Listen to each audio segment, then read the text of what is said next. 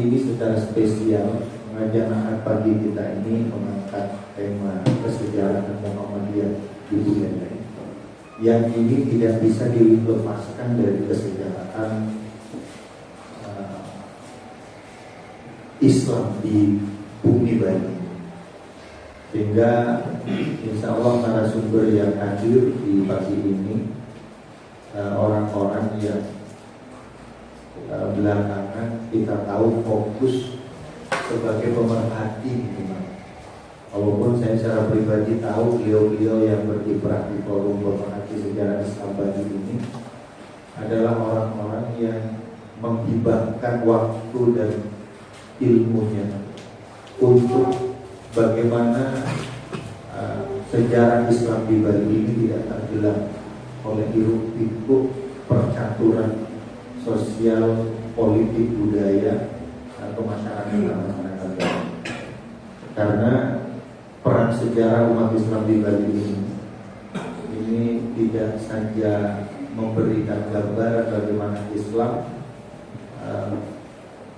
datang ke Bali ini tidak dalam posisi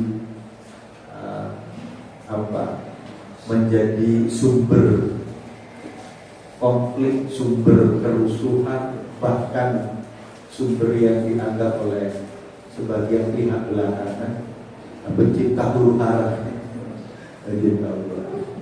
Makanya kenapa Al-Quran sendiri mendorong kita untuk tahu minimal tentang perjalanan kehidupan di masa-masa terdahulu dan perjalanan kehidupan di masa-masa saat ini.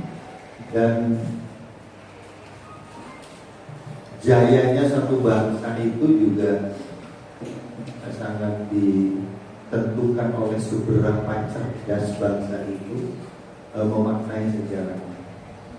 Jadi kalau kita ingin sekarang melihat secara spesifik bagaimana Muhammadiyah tumbuh dan berkembang di Bali, sebenarnya kita sedang belajar bagaimana orang-orang tua kita dulu itu secara heroik, kalau kita nanti buka dulu, mereka bermuhammadiyah dan telah membawa Muhammadiyah di tengah-tengah kehidupan minimal di masyarakat budaya dan masyarakat Bali pada umumnya. Dan bagi kita generasi penerus ini punya kewajiban untuk menjaga. Karena kalau kita mau mendomani Al-Quran, ada satu ayat di surat ke-11, surah Hud. Karena perlu kita tahu bahwa 2/3 isi Al-Quran itu sebenarnya sejarah, kisah-kisah bangsa, kisah-kisah pribadi, bahkan kisah-kisah keluarga masa lalu yang oleh Allah diabadikan di dalam Al-Quran, yang merupakan pedoman untuk kita ini, untuk kita pelajari maknanya. Jadi mempelajari sejarah, kalau kata filosof itu, dalam rangka untuk membuat sejarah. Tetapi sejarah yang dicatat oleh Al-Quran itu jelas.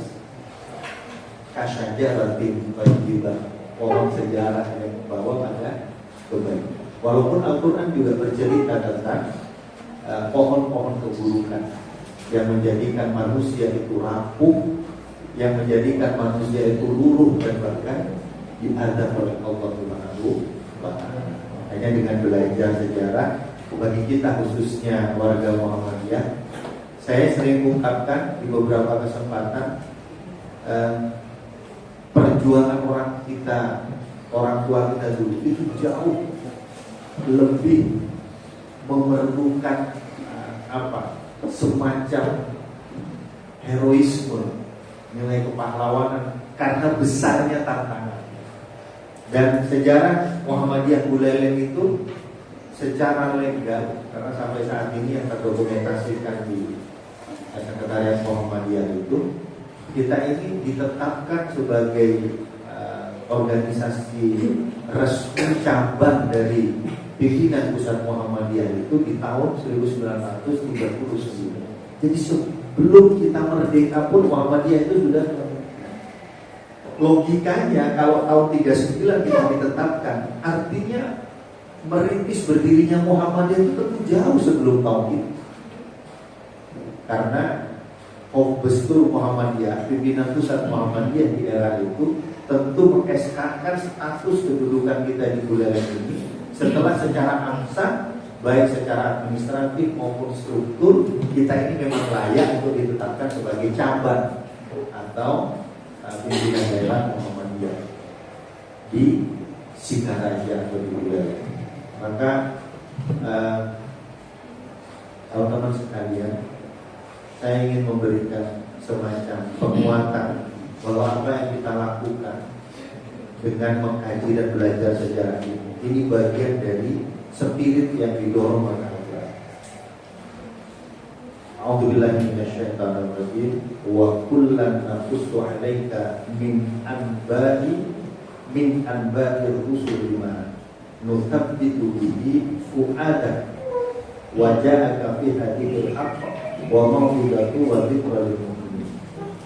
Dan kata Allah, semua kisah Rasul-Rasul kami ceritakan kepadamu Muhammad, agar dengan kisah itu kami teguhkan hati, dan di dalamnya telah diberikan kepadamu segala kebenaran, nasihat dan peringatan bagi orang-orang yang beriman.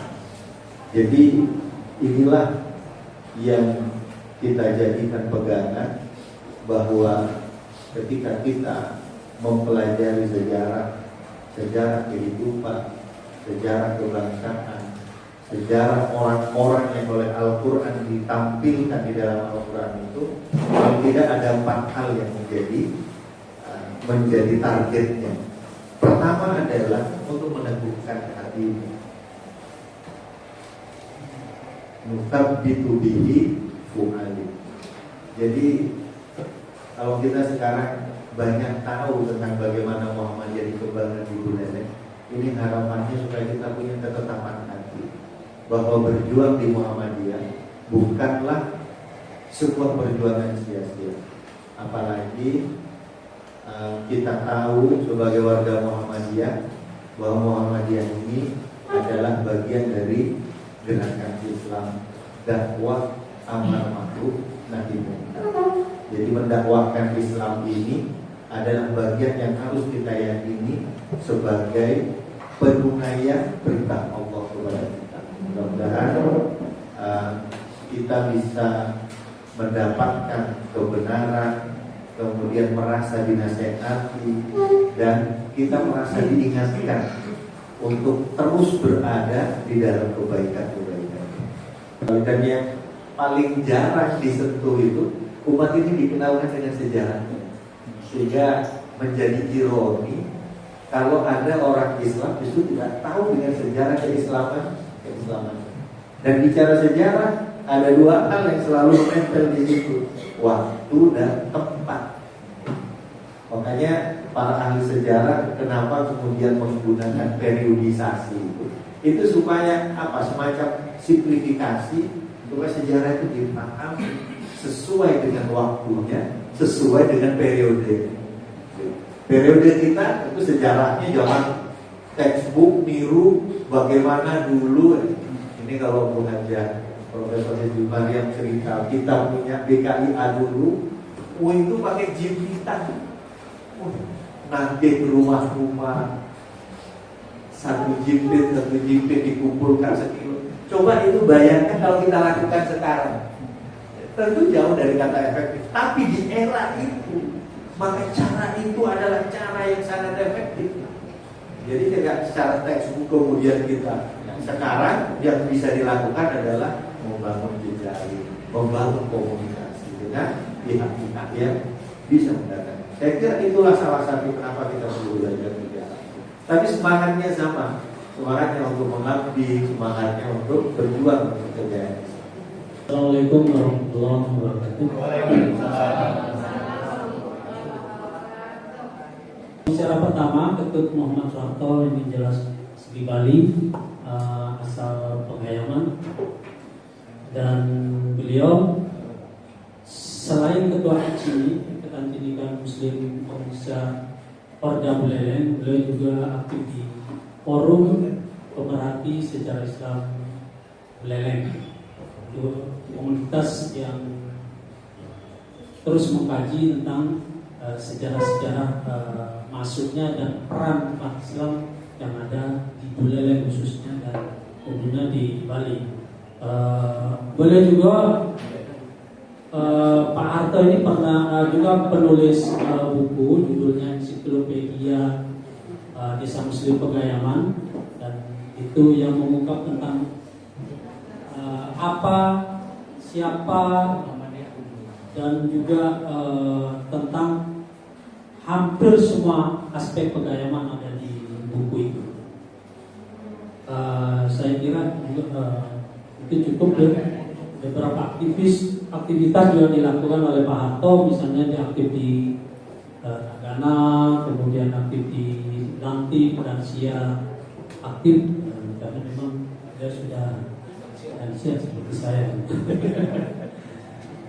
Saya kira itu nanti kalau ada pertanyaan lebih jauh bisa di dalam sesi tanya jawab mungkin akan kita ajukan.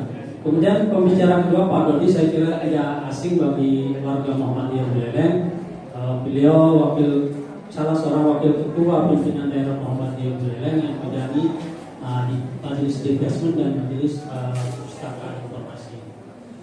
Pak Dodi ini juga pernah aktif di pemerintahan dulu di Dinas Pariwisata khususnya, dan beliau insya Allah pernah menulis beberapa sejarah desa-desa wisata yang ada di Buleleng ini. Jadi sangat akrab dengan sejarah. Tapi porsinya waktu itu memang dalam rangka untuk kepentingan pariwisata, promosi. Sekarang sedang merintis menulis buku Pak Dodi,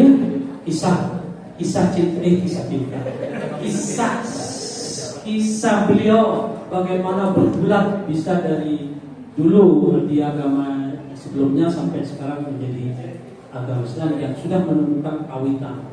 Beliau ternyata ada unsur atau ada keturunan, ada darah Makassar, ada Bugis, darah Bugisnya, dan insya Allah sedang menyusun buku tentang sejarah kampung Bugis Singada. Itu tentang Pak Dodi. Yang ketiga narasumber kita tidak asing lagi bagi kita, Pak Dr. Andes Abdurrahman sebenarnya, tapi karena kebiasaan di kampung Kajanan itu yang nanya Abdul itu nama kecil ya, Among gitu.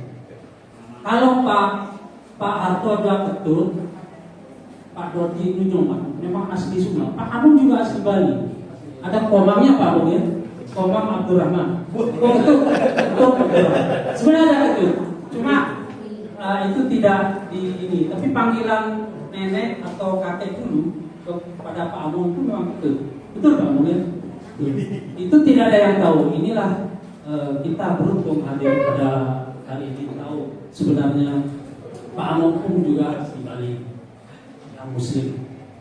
Saya kira itu perkenalan. Tahu Pak Among ini banyak menerbitkan buku, editor mengedit berapa buku sudah tak terhitung, terutama yang diterbitkan oleh Pak Dr. Sujanto. Islam di Bali, kemudian masuk buku ini sejarah Muhammadiyah Bali dan sebagainya. Saya kira itu perkenalan kita. Kalau moderator nggak perlu diperkenalkan. Baik, untuk menyikat waktu kita akan bagi pembicara pertama Pak Ketut Muhammad Soeharto. Saya ingin membicarakan tentang masuknya Islam di Bali itu sejak kapan? Sebenarnya lebih dulu mau cobain apa yang masuk Bali atau umat Islam, nanti Pak Harto akan berubah. Tapi ada satu lagi, Pak Harto ini sebenarnya ketua Burdah Pegayaman, jadi dia sangat hafal lagu. Saya sekarang sering Pegayaman juga hafal lagu-lagu Burdah. Yang antara lain begini. Ulah boleh. Yang ini Pak. Oh bukan. Baik, Pak Harto silakan dikupas sebenarnya Islam atau umat Islam atau orang Islam masuk ke Bali itu sejak kapan? sepanjang kajian yang dilakukan oleh Pak Anton. Kita ketika berbicara tentang sejarah itu tidak lepas dari sebuah diaspora penyebaran. Yang mana kalau saya membagi diaspora itu ada diaspora politik, ekonomi, akulturasi budaya, dakwah, penyebaran kebudayaan dan perkawinan. Itu adalah sejarah. Diaspora itu sebuah penyebaran. Ketika kita berbicara politik, adanya umat Islam di Bali. Jadi sekarang kita mengkhusus tidak lepas dari diaspora politik. Seperti umpamanya satu contoh yang saya pakai, desa saya sendiri. Diaspora politiknya didatangkan sebagai pasukan perang. Dan satu pertanyaan, biasanya umat Islam itu kan ada di pinggir pantai. Ini kok ada di puncak Gunung Bukitnya di Pegayam. Apa asal muasalnya? Sampai para tamu itu bertanya, biasanya umat Islam itu kan di pinggir pantai. Tapi kok orang Pegayam, umat Islam 100% kok ada di Muncul Bukit, ada di Bukit. Apa ini sejarahnya Pak? Akhirnya hal ini menurut saya untuk berpikir terus membaca sehingga menemukan semuanya. Dan ada itu seakan-akan sudah di luar kepala semua. Karena setiap hari orang datang dan bertanya, baik itu yang datang langsung, termasuk tadi malam, kemarin sore itu ada yang datang. Kadang-kadang ada sampai jam 2 pagi, kita diskusi, datang jam 11 malam. Kita ada ini. Diaspora politik umat Islam di Bali itu kedatangannya itu kalau dilihat yang umum dari dulu itu 1648 itu ketika Gusti Abdullah Panji Sakti merekrut 100 laskar tentara Belambangan yang dipimpin oleh 3 orang, Nur Alam, Nur Amin, dan Nur. Jelas difungsikan itu di posisi politik pada saat itu sebagai penjaga bumi Buleleng yang pada saat itu dirajai oleh Gusti Abdullah Panji Sakti. Diletakkanlah di bumi kita di Pegayaman 2000 hektar sampai di perbatasan Bedugul, namanya di sana Kembang Batu. Jelas posisinya sebagai diaspora politik pada saat itu, sebagai ksatria berjuang menjaga bumi Buleleng. Sampai dari kalangan Buddha Buri mengatakan lamun sing anu Pegayaman sing anu Buleleng katanya. Dia sendiri yang ngomong sama saya. Ini benar. Wah, hebat sekali peran Pegayaman. Kalau sengaja Pegayaman sing anu Buleleng bahasanya dia dari Buri yang ada di lobi dari polanya Gusti Bandidis. Ini dari sisi diaspora politik. Dan sampai sekarang kita bisa mengklasifikasikan satu keunggulan seperti Pegayaman itu sebagai sebuah desa berjuang. Sebab dari masa kedatangannya, kalau di 1648 sampai ke revolusi, sampai di perang-perang kerajaan pada di Banjar, di perang Bubutan, selalu andil sampai di revolusi, sampai ada 4 pahlawan. Kalau saya dengar sejarah dari orang-orang tua yang menyaksikan bagaimana orang tua kita dibayarnya, diinjak-injak oleh Belanda nih kayak gitu. Ngeri saya merinding sampai diinjak ditembak. Itu Pegayaman itu sebenarnya sudah mau dihanguskan oleh nikah. Bom tidak meledak, dilemparin. Betul mesin sudah di depan jamaah, laki-laki itu dikumpulin jongkok di depan masjid, yang dicari di atas masjid. Maman Fauzi, pada saya ini kalau saya. Maman Fauzi ini pahlawan Pegayaman itu, dia sembunyi di merunya masjid. Tak ditahu sama Belanda. Umat Islam yang laki-laki sudah dikumpulin di depan masjid, sudah mau ditembak. Ketika dilemparin bom tak meledak. Dan bom itu sampai sekarang ada masih disembunyikan di mana? Sebesar kayak bola bowling. Mortir namanya itu model kan meledak. Yang pahlawan yang lain yang ditembakin, yang dimayotin sudah dibunuh di kantor desa, di lapangan kantor desa. Orang tuanya diinjak-injak. Itu di ketika Belanda itu perjuangan sebagaimana dikatakan Pak Adi tadi. Bagaimana orang tua kita dulu memperjuangkan keberadaan Islam itu seperti itu. Apa kalau bahasa mungkin Pegayaman mau digenosida, ini sudah ada, mau dihabiskan, mau dibakar desa. Akhirnya dia ketakutan sendiri dengan tidak meledaknya bom itu, dia lari. Nah, itu kisah politiknya. Kemudian di diaspora ekonomi juga demikian. Ketika ada perjanjian Bongaya di Makassar di tahun 1667, Makassar dengan POC tidak menguntungkan dari pihak Sultan Hasanuddin sehingga menyebabkan penyebaran daripada orang-orang Bugis ke seluruh dunia. termasuklah ke Buleleng ada. Dan itu sampai juga tergambar di Buleleng dan dibawa ke Pegayaman dari area suku namanya pimpinannya. Kebetulan yang datang ke Pegayaman itu Bugis ulama. Sampai sekarang kelihatan mana yang ulama yang dari Bugis dan mana yang dari Belambangan dan dari Jawa. Kelihatan ada perbedaan di wajah, dan sebagainya. Dan itu berbaur di Pegayaman sampai sekarang. Kemudian di akulturasi budaya, begitu juga diasporanya. Bagaimana umat Islam seperti saya akan pakai contoh Pegayaman aja dan yang sampai sekarang masih bertahan akulturasi budayanya. Bagaimana bisa bertahan dengan konsep di mana kaki berpijak di sana langit. Dan Pegayaman itu sampai bertahan sekarang. Kulinernya, bahasanya, nama-nama orangnya, budayanya, semua berakulturasi dengan akulturasi budaya Bali. Kemudian diaspora dakwah, dan pasti ketika kita umat Islam sudah mengucapkan iman, Pak Dodi dulu Al-Kufar, sekarang Al-Mu'alla. Beda Pak, dulu Al-Kufar, ya. Ketika Al-Kufar, ya, tapi sekarang kan sudah Al-Mu'alla. Ya. Sekarang konsep dakwahnya di kepala itu ada, Pak. Dan saya menyaksikan, sebab ini one track point, kita berubah, Pak. Kemana jalan yang satu ke sana, ikut yang lain. Dan kita setiap saat itu berpikir sejarah hidup berempat ini. Saya di lapangan, ikut ke lapangan. Ketika konsep, ikut konsep. Itu banyak aja tukang eksekusi saja, kayak provokator. Bagian provokasi. Wah, harus begitu sebenarnya Pak dakwah ini. Harus ada seperti kami ini Pak. Jadi ada yang tukang lempar, tukang bom. Jadi seperti Bapak bisa lihat bagaimana TikTok saya yang di disortir oleh TikTok Turang. Itu dia datang, saya tak kenal sama Turang. Itu jam 5:30 datang sore. Dia suruh saya berbicara tentang sejarah Pegayaman. Saya kan spontan aja. Saya katakan Pegayaman itu datang sebelum apa yang ada sudah ada.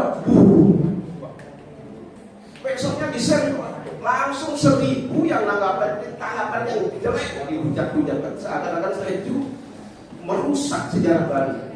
Hanya kaget semua. Pegayamannya sekolah Majapahit Pak. Sebab Majapahit itu berdiri di 1293. Sedangkan Pegayaman ada di 1284 ketika Singosari Kertanegara dibawa oleh Kiai Wahab. Diletakkan di 3 tempat di Jarak, kemudian Pegayaman dan Tebut Kau itu menjadi Tegali. Itu di 1284. Jauh lebih dulu Pak daripada Majapahit. Kemudian diaspora perkawinan. Dan orang Pegayaman itu dari Jawa dulu sendol. Setelah di Bali ada tawar-tawaran. Gusti Panji, saya sudah selesai membantu Anda, saya mau pulang dulu ke Jawa. Oh, jangan. Ibu kuasai tanah itu. Seberapa maunya kekuasaan? Silakan. Sumpah mata memandang. Batasi wilayah sampai kurang lebih 2.000 hektar Pegayaman. Kemudian setelah itu, Gusti, saya mau kawin dulu ini. Tak ada istri. Jangan saya kasih dulu, ambil itu. Dan kalangan pasok lah dia. Makanya pasok gel-gel Pegayaman itu Pegayaman. Ada, insya Allah korelasinya besar. Sampai sekarang lah menjadi Pegayaman. Karena nenek kami dari pasok gel-gel Pegayaman. Apa analisanya? Sederhana. Pak, sederhana sekali Bapak. Konsep budaya yang ada di Pegayaman itu sampai sekarang itu tertata dengan terapis. Tidak mungkin itu dibuat oleh kalangan orang-orang Jawa. Kalau undang orang di acara, undang dulu. Harus dengan bahasa Bali asli harus. Kalau nggak begitu ditegur, kamu belajar nanti malu. Setelah orang mau acara ngaturin lagi. Kalau nggak diaturin nggak datang. Pak, mungkin kalau begini ngaturin raga, jadi acara ini satu akan dimulai. Lalu datang nggak diaturin nggak datang. Bapak-bapak mungkin yang sering menangani Pegayaman kalau sudah ada hidangan tidak boleh langsung jalan dulu. Sebelum diaturin kan. Assalamualaikum, ini yang sabun puput ngaturin, arisan juga ngaturin. Nah, cuma dimakan. Tak bisa sembarangan pas datang talam kupak. Nah, saya melihat ada sedikit begitu. Kalau di Pegayaman nggak bisa. Bubar juga begitu, undangan sebelum diselawatin nggak berubah. Ini tidak mungkin dibuat oleh orang-orang biasa saja. Masih tahu Pak? Nah, kemudian Itu ya perkawinan dari sisi diaspora perkawinan. Kemudian coba ditarik naik Mas. Nah, di sana kalau sejarah Bali itu, nah sengaja di sini saya munculkan sebab saya menganggap buku yang paling lengkap yang saya baca itu dari Bali Pustakanya Insinyur Ketut Darmayin SH. Orangnya masih ada di Sansit. Dan saya sudah ke sana ini berempat. Sudah berbincang sama beliau. Semua data-data tentang orang-orang di Bali itu ada di buku itu. Dan tercatat di dalam prasasti 153 bab. Nah, itu orang-orang Bali itu berapa itu? Coba naik Mas. Sampai berapa? Turun 9, 10, 11, 13. Ada 12, 13. Oh, sampai 20 penguasa di Bali. Itu berbeda-beda. Dari tahun 882 ketika Mataram Kuno menguasai Bali, makanya ada galungan karena penguasa itu, ada istilah galungan.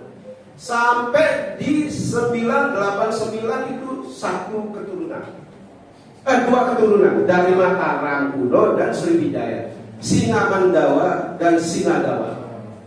Kemudian karena sakit hatinya si Jana Sadu di 989 itu ada pemberontakan kerjasama dengan kembali ke Mataram Kuno dengan Mahendra Datta, sehingga ada pemberontakan di Bali.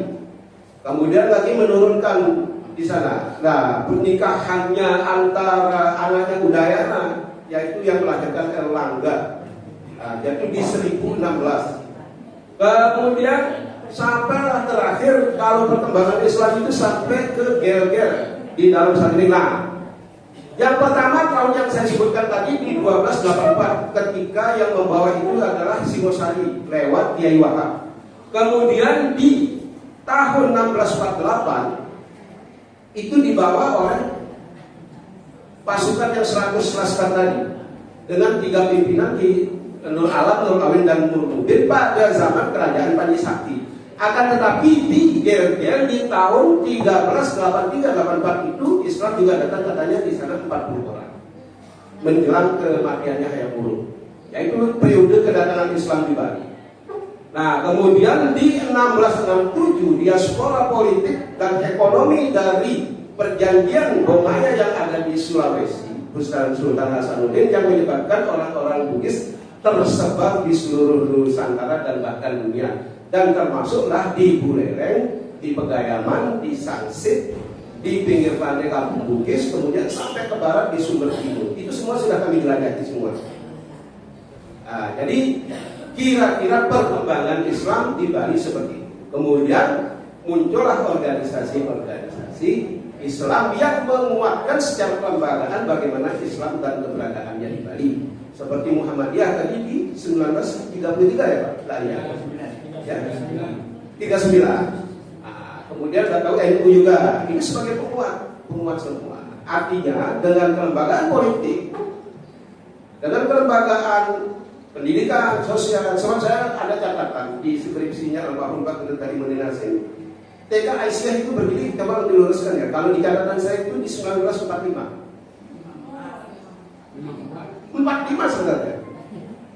Itu di catatan saya. SDI itu yang 54. Baru Pegayaman di catatan saya ya. Baru Pegayaman madrasahnya 55. Coba nanti saya fotokopikan nanti. Nah, itulah bagaimana orang tua dulu dalam sejarah. Kita tadi sudah berwisata sejarah. Bagaimana orang-orang tua dulu di Bali mempertahankan Islam sampai sekarang dengan caranya masing-masing. Di zaman revolusi, zaman kerajaan dengan cara sebagai seorang pengaman bumi Buleleng juga. Kemudian bagaimana di zaman kelanjutan antara zaman kerajaan sampai revolusi itu umat Islam itu tidak pernah berhenti untuk berjuang. Itu tidak hanya di Buleleng saja, di Karangasem juga lebih banyak di sana mungkin dari umat Islam dari Lombok. Kemudian di Kepawon juga demikian. Dan di sejumlah dan di Moloan. Nah ini, tapi kalau saya lihat di teman-teman yang di Bugis itu jarang yang memakai nyoman wayang dengan nyoman ya. Mungkin karena satu kebanggaan itu secara ini terang. Tapi kalau yang dari sudah selesai, Pak? Sudah lewat. Oh, udah lewat, Pak. Nah, ini biar lebih penasaran lagi ditanya jawab nanti ya. Nanti kita buka ditanya jawab. Terima kasih banyak. Assalamualaikum warahmatullahi wabarakatuh. Pembicara kedua, Pak Dodi akan mengupas lebih dalam bagaimana sebenarnya tadi peran umat Islam selama dia di Bali. Assalamualaikum warahmatullahi wabarakatuh. Bapak Ibu sekalian yang berbahagia, seperti disampaikan tadi, saya akan mengulas lebih detail dan sebenarnya terintegrasi materi kami ini dari Pak Aktor tadi secara umum sudah disampaikan. Saya akan lebih detail lagi memberikan contoh yang kebetulan sekarang saya juga sedang menulis sejarah kampung Bugis ini.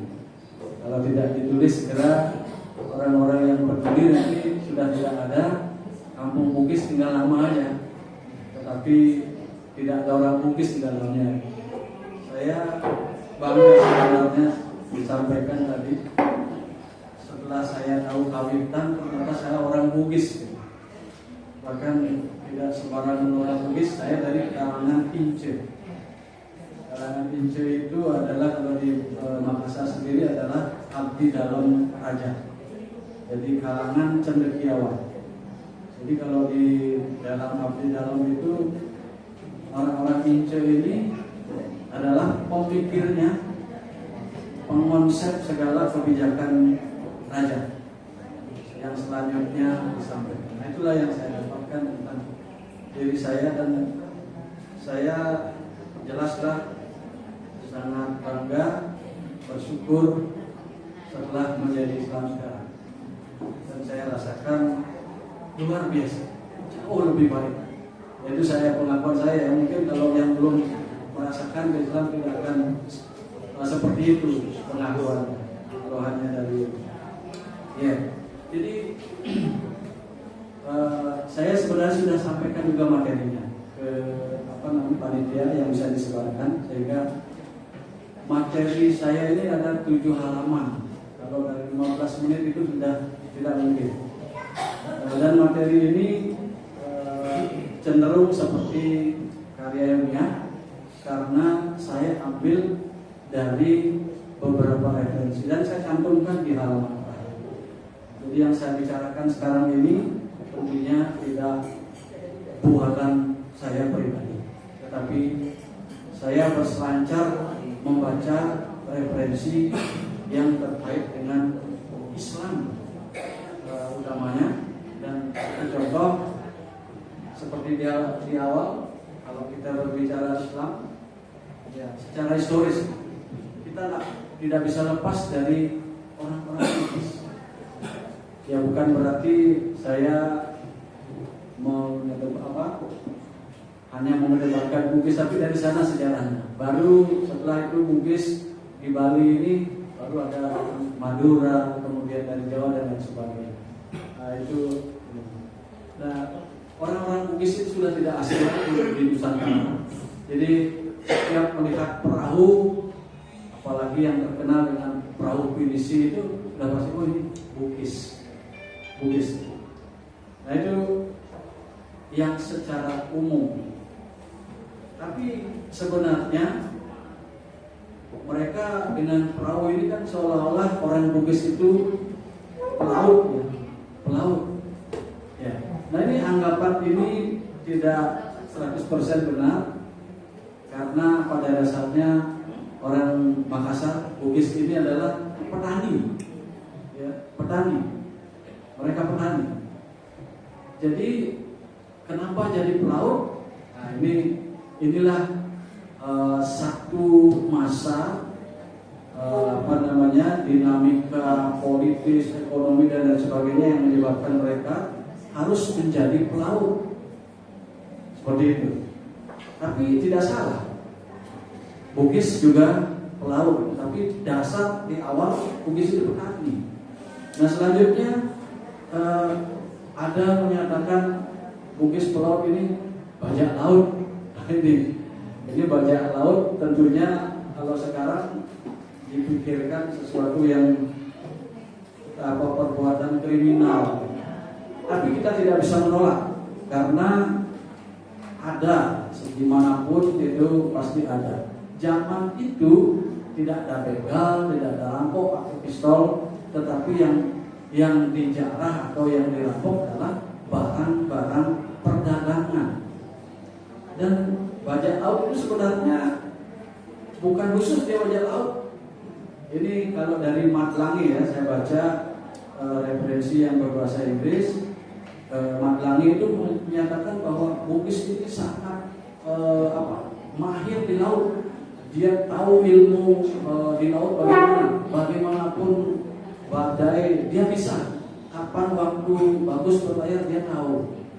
Nah, sementara yang disebut bajak laut ini semua saudagar itu berpotensi menjadi bajak laut ketika bertemu dengan pedagang lainnya. Nah, seperti itu diceritakan. Jadi sebenarnya dia tidak khusus menjadi bajak laut. Kadang kalau yang sial di dalam perdagangan itu ya mereka bisa rugi semuanya. Dalam artian kena badai atau kapal kandas tenggelam dan sebagainya. Nyawa saja yang paling berharga bisa diselamatkan. Sementara barang-barang dagangannya sudah lenyap lah sudah. Nah, di samping dia sebagai pelaut, orang Bugis ini juga memiliki yang seperti kita lakukan inventarisasi sejarah dan lain sebagainya. Mereka sudah lakukan dari dulu. Dia memiliki tradisi kesusastraan yang baik. Cuma bentuknya mereka dalam kesusastraan yang terkenal dengan nama La Galego. Nah, seperti tadi diceritakan oleh Pak Harto bahwa gimana sih orang Bugis itu bisa ke Bali? Nah, tadi sudah disinggung secara umum. Jadi ada 3 periode mereka datang. Jadi yang pertama itu karena mereka berdagang. Jadi makanya disebut Bugis itu saudagar pelaut, ya, saudagar pelaut. Jadi transportasi dulu lewat laut. Ya. Nah, kenapa di Bali Utara tidak di Bali Selatan? Ya.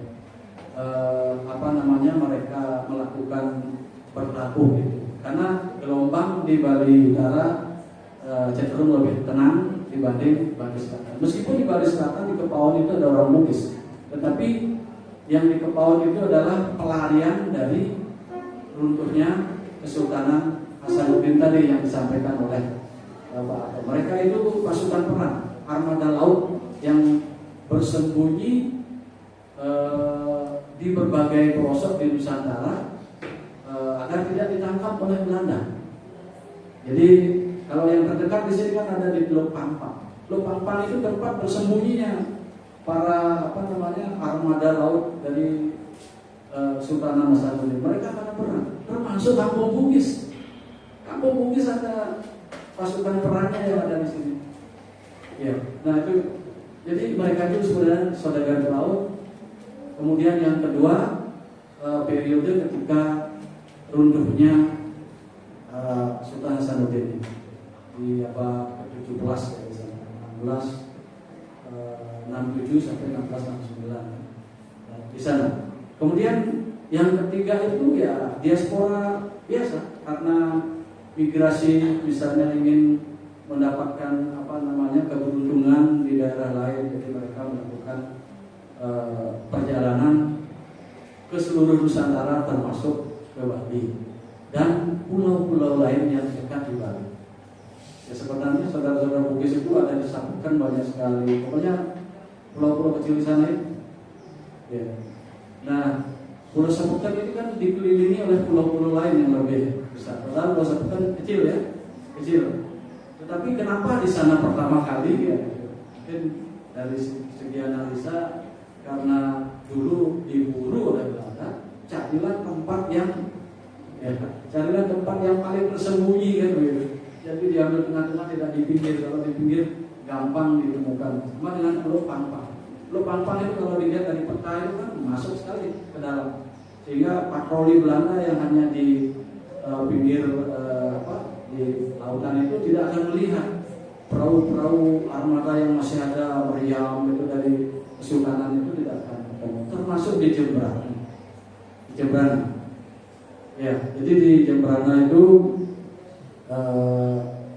ya pada zaman Sultan Hasanuddin di sana, dan peran mereka itu dengan kepada raja-raja itu luar biasa. Nah, saya kembali ke Kampung Bugis.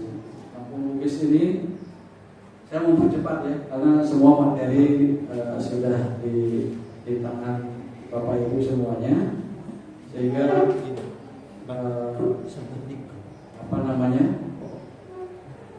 dapat dibaca secara detail di sana, dan saya ceritakan hanya poin-poinnya saja. Tadi kan sudah masuknya Perantau Bugis ke Bali, jadi Jembrana, kemudian sampai ke Buleleng. Nah, bagaimana orang-orang masuk ke orang-orang Bugis masuk ke Jembrana itu ya tadi di sana sesuai dengan apa yang saya kutip dari referensi yang ada, masuknya orang-orang Bugis Makassar tahap pertama di Jembrana itu dalam 2 gelombang. Itu ditulis atau milik dari almarhum Datuk Haji Siraj. Ya. Jadi ada beberapa periode yang saya sampaikan tadi.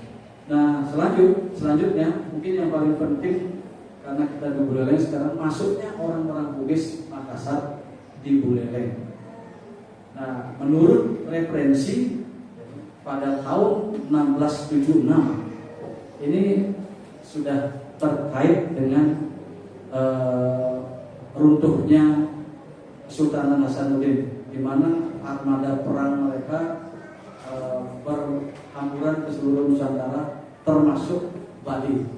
Nah, ini ada bahwa orang-orang Bugis mendarat di Pantai Lingga. Nama Pantai Lingga ini sebenarnya kalau kita cari, Lingga itu bukan bahasa Bali ya. Jadi bahasa Makassar, bahasa Bugis itu ada Lingga. Nanti ada referensi yang menyampaikan itu, Pantai Lingga. Nah, sekarang di muara Sungai Balimale kan Pantai Lingga itu. Nah, tetapi pemimpin dari ini namanya Haji Mampa. Mereka diteriaki dengan bajak laut. Kemarin tadi bahwa orang Bugis itu dicap sebagai bajak laut. Nah, karena rombongan ini yang ada di bawah pimpinan Haji Mampa, bukan Haji ya, Haji Mampa, ya, itu kemudian bergeser ke arah timur. Di sana sudah diteriaki dengan bajak laut, bergeserlah ke arah timur, yang sekarang lokasinya Kampung Bugis. Nah, pada saat itu sudah ada pelabuhan, ya. Sudah ada pelabuhan Buleleng yang dirintis oleh Ki Barat Panji 1660, ya, 1666 maksud kami, 1666. Itu sudah ada pelabuhan, jadi baru saja ada pelabuhan di sana. Jadi pelabuhan itu, kenapa di sana ada kampung tinggi? Ini lagi sejarah. Kenapa namanya kampung tinggi? Karena tempatnya tinggi gitu, jembatannya tinggi, kemudian turun. Jadi tidak sesederhana itu. Kampung tinggi ini namanya diambil dari petinggi raja kerajaan yang tinggal di sekitar pelabuhan untuk mengurus pelabuhan. Itu. Jadi petinggi kerajaan tinggal di sana untuk mempermudah. Dulu kan ada pajak itu sudah ada. Jadi setiap kapal yang datang harus membayar upeti dan lain sebagainya. Jadi mereka mengurus itu. Maka daerah itu namanya Kampung Tinggi. Ya, ada Kampung Bugis, kemudian ada Kampung Tinggi. Selanjutnya kenapa ada Cina di sana? Nah, ini Cina ini belakangan ketika Belanda sudah mengalahkan Mati Sakti di Buleleng. Pelabuhan Buleleng dikuasai, tidak mungkinlah yang mengurus pelabuhan itu musuhnya ya. maka direkrutlah orang-orang Cina. Apa sih peran Buleleng di sini, apa namanya, orang Islam di sini? Pada saat peperangan, pada saat Panji Sakti, Raja Panji Sakti diserang oleh Belanda, itu sebelum puputan Jageraga ya, 1846. Jadi pasukan yang paling awal menyerang, menghadang Belanda adalah pasukan dari Kampung Bugis. Kampung Bugis. Jadi penyerangan pertama itu Belanda gagal karena dihadang oleh pasukan Kampung Bugis yang lebih awal, kemudian bergabung dengan laskarnya Panji Sakti. Tidak jadilah mereka menyerang. Nah, selanjutnya baru di tahun 1848 Belanda mengerahkan pasukannya, kemudian mengebom dari tengah laut. Nah, sehingga Kampung Bugis ini hancur dulu pada saat itu. Raja berpindah mengungsi ke Jageraga, membuat benteng pemerintahan di sana. Kemudian diserang lagi oleh Belanda 48 itu, sebelum puputan Belanda kalah, kembali orang-orang Bugis ada di sana ikut bertempur. Sebagaimana di Jemberana juga saya tidak ceritakan di sana. Orang-orang Bugis yang maksudnya yang tadi Islam kan, Islam tidak lepas dari Bugis. Kemudian baru 1849 puputan Jageraga bisa dikuasai oleh Belanda. Nah, bergeser sedikit di zaman revolusi fisik. Zaman revolusi fisik ini Muslim juga banyak berperan. Seperti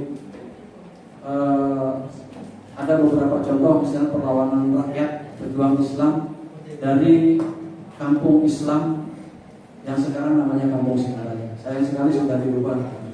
Itu ada mereka di Kurastana.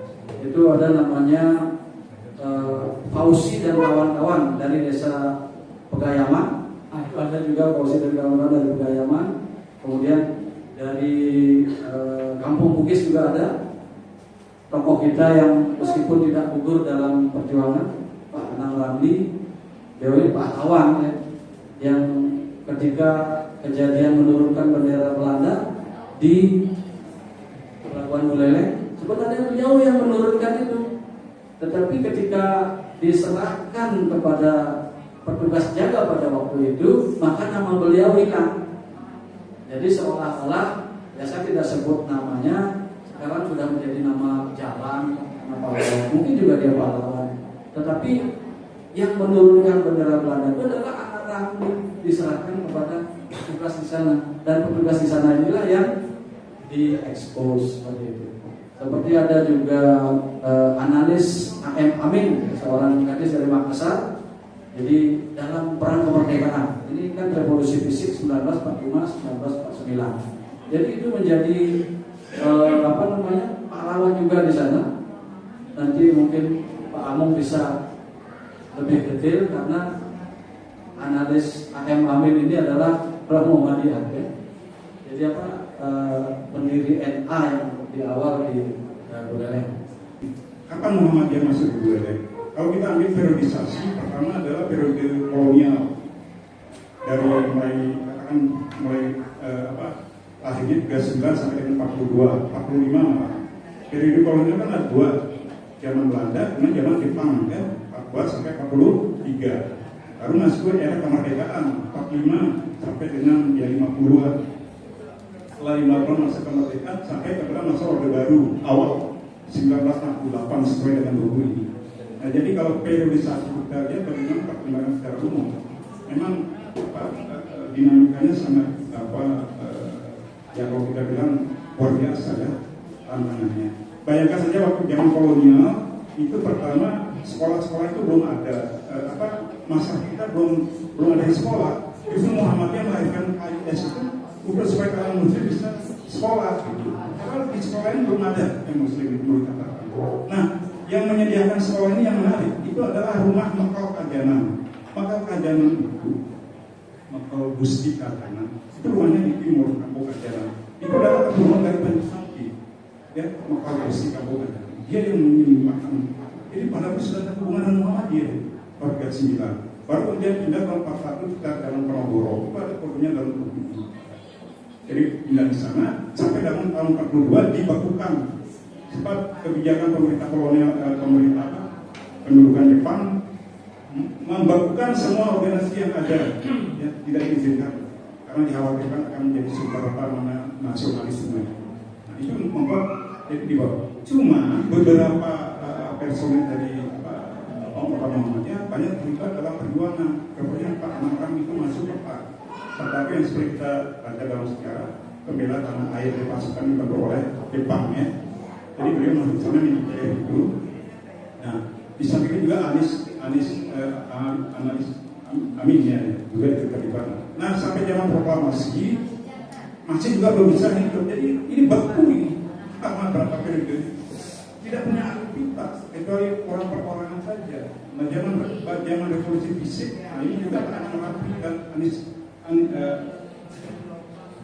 Analis Amin ini adalah seorang putri kepala TK Aisyah di sini di dalam dokumen sekolah putrian ya, profesor ya Pak, ingat sekolah apa?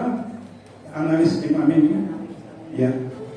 Jadi dia juga mereka ketua NA, dan yang menariknya ini banyak tidak tahu, tapi sejarah sudah mencatat dia adalah ketua perempuan pejuang kemerdekaan.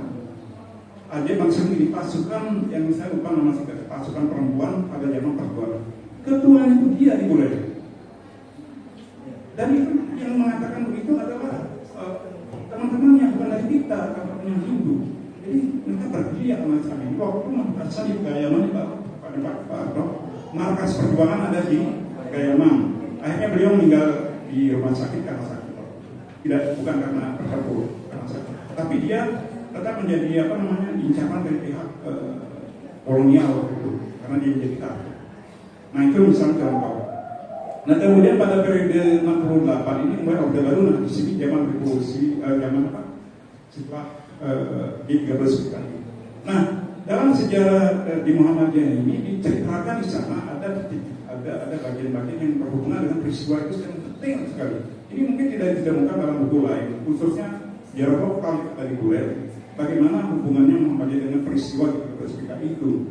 Saya tidak bisa menceritakan di sini tapi di sini ada, itu banyak yang tidak terungkap.